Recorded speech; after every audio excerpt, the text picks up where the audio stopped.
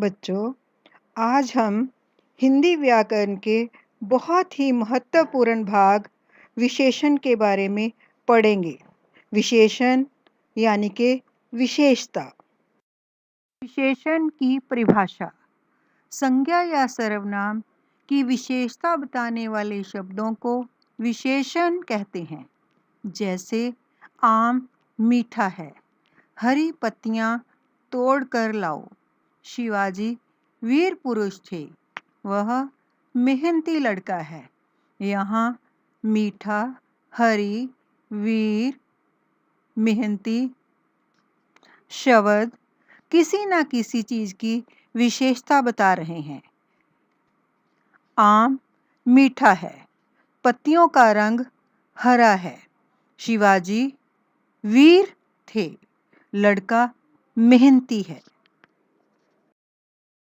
विशेषण के साथ साथ यह जानना बहुत जरूरी है कि विशेष किसे कहते हैं।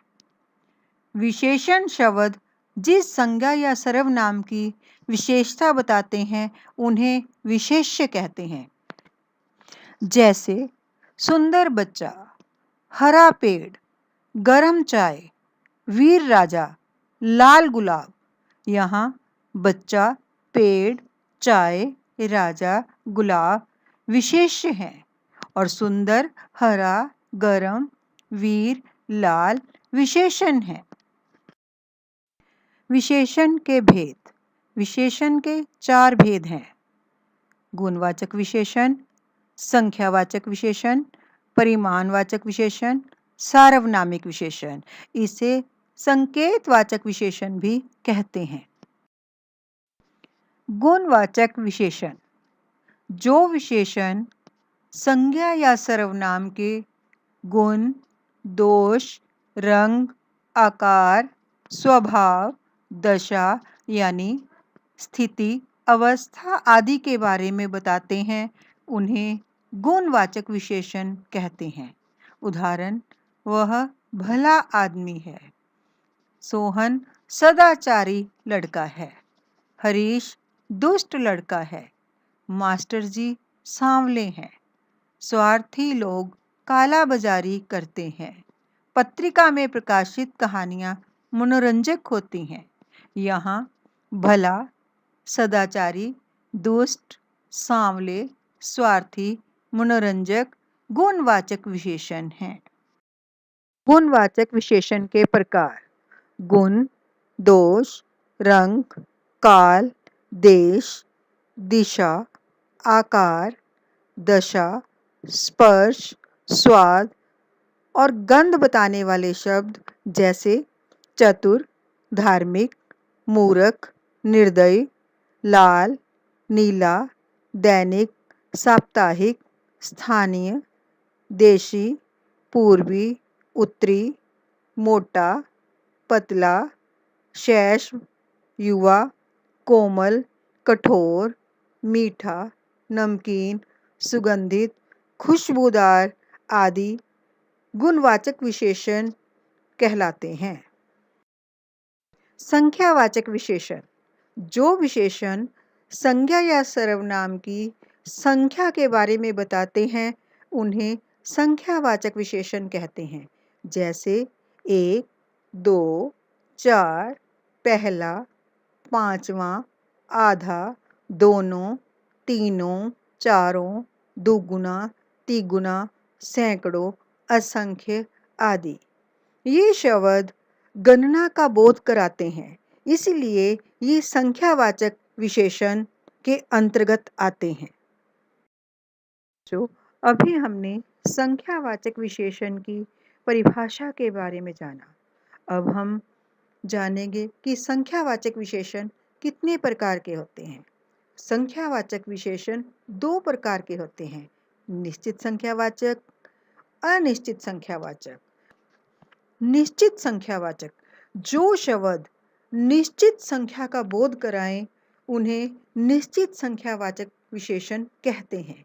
जैसे 1, 2, 3, पहला, दूसरा, दोनों, तीनों, दोगुना, तिगुना आदि। अनिश्चित संख्यावाचक, जिन शब्दों से निश्चित संख्या का बोध न हो, निश्चित संख्या की ओर इशारा न हो, उन शब्दों को अनिश्चित संख्यावाचक कहते हैं। जैसे कुछ आदमी, अनेक यात्री। यहाँ आदमी कितने हैं पता नहीं चल रहा, कुछ, अनेक यात्री, अनेक, कितने हैं, तो निश्चित संख्या न हो पाने के कारण इन्हें अनिश्चित संख्यावाचक कहेंगे। विशेषण का तीसरा भेद, परिमाणवाचक विशेषण। किसी वस्तु की मात्रा या माप तोल बताने वाले शब्दों को परिमाणवाचक विशेषण कहते हैं। यानी जिन शब्दों से किसी वस्तु के माप तोल या मात्रा का बोध हो, उन्हें परिमाणवाचक विशेषण कहते हैं। जैसे 2 किलो नमक, 4 मीटर कपड़ा, 1.5 लीटर दूध, 2 बीघा जमीन, 100 ग्राम हल्दी। ये 2, 4, 1.5 लीटर, 2 बीघा, 100 ग्राम, ये शब्द परिमाण यानी मात्रा या माप तोल का बोध करवा रहे हैं, इसलिए इन्हें परिमाणवाचक विशेषण कहेंगे। परिमाणवाचक विशेषण की परिभाषा के साथ साथ अब हम जानेंगे कि परिमाणवाचक विशेषण कितने प्रकार के होते हैं। परिमाणवाचक विशेषण 2 प्रकार के होते हैं, निश्चित परिमाणवाचक, अनिश्चित परिमाणवाचक।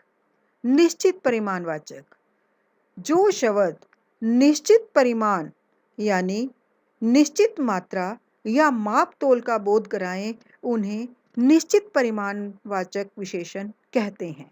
जैसे 2 किलो, 4 मीटर, 1.5 लीटर, 100 ग्राम आदि। यहाँ 2, 4, 1.5, 100 शब्द निश्चित संख्या का बोध करवा रहे हैं, इसलिए ये शब्द निश्चित परिमाणवाचक हैं। अनिश्चित परिमाणवाचक, जो शब्द निश्चित माप तोल या मात्रा का बोध न करवाएं, उन्हें अनिश्चित परिमाणवाचक विशेषण कहते हैं। जैसे थोड़ा पानी देना, जरा सा नमक डालो, शिमला में बहुत ठंड पड़ रही है। थोड़ा, जरा सा, बहुत।